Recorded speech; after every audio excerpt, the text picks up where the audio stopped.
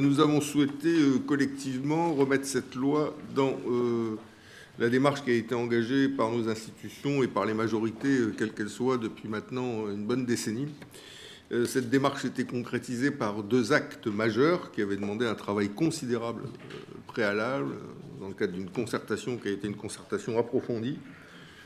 C'est d'une part le plan d'Ocamo, qui est le premier plan de santé publique de Nouvelle-Calédonie, le premier acte majeur qui a été accompli sur ce chemin-là. Et le deuxième acte, c'est la délibération qui est une délibération d'application du plan d'Ocamo, qui est la délibération du 29 août 2018, qui a été élaborée par l'IGAS, l'Inspection générale des affaires sanitaires et sociales, lorsqu'ils étaient venus en Nouvelle-Calédonie, qu'ils avaient rendu en rapport, et que sur la base de ce rapport, notre Congrès avait adopté cette délibération. Donc nous avons fait de ces éléments-là des éléments qui sont en quelque sorte les préalables à la loi qui est soumise au Congrès, mais pour que cette loi soit bien identifiée comme une déclinaison de la dynamique qui a été engagée depuis maintenant une décennie, nous avons rajouté un titre préliminaire dans le cadre d'un article premier qui resitue donc le cheminement engagé et l'inscription de la loi dans ce cheminement. Donc je vais en donner lecture.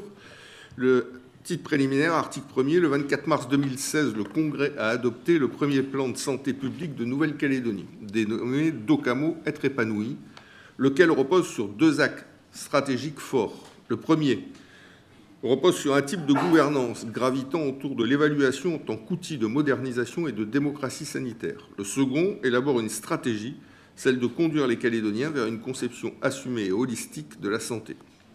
Le 29 août 2018, le Congrès a adopté la délibération cadre relative à l'application de la délibération du 24 mars 2016 qui concerne le plan d'Ocamo en matière d'organisation, de gouvernance, de pilotage et de régulation du système de protection sociale et de santé.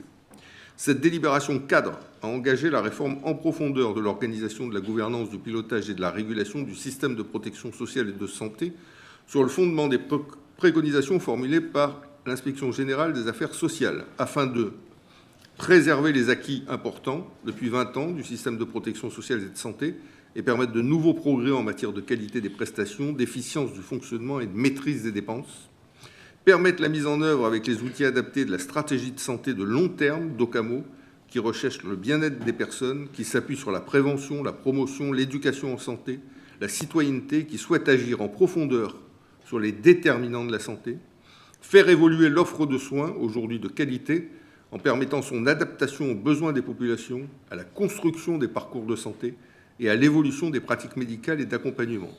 Redonner à chaque acteur de la protection sociale et de la santé une place reconnue, des missions claires et une légitimité renforcée, afin que la gouvernance de l'ensemble permette des prises de décision conformes à l'intérêt général et engageant la responsabilité de tous.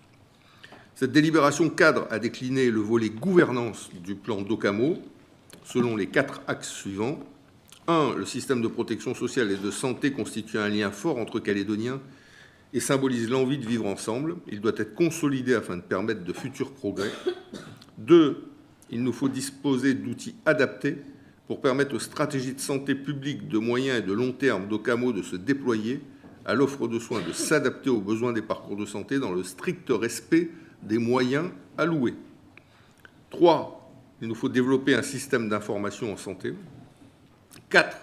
Il nous faut organiser une gouvernance qui conforte la légitimité et la responsabilité de chaque acteur, qui soit lisible par tous et qui garantisse des prises de décision respectueuses des orientations politiques et conformes à l'intérêt général. Le volet stratégie du plan d'Ocamo devra être développé ultérieurement et proposer les orientations en matière de parcours de santé des citoyens.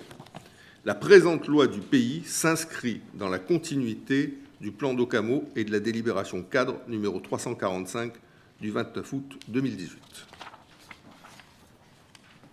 Bien, merci M. Gomez. Est-ce que vous avez des commentaires, des observations sur cet amendement? Il n'y en a pas. Je mets voix. Alors, qui est pour? Qui est contre? Abstention? Voix identique. L'amendement 19 est adopté avec un titre préliminaire.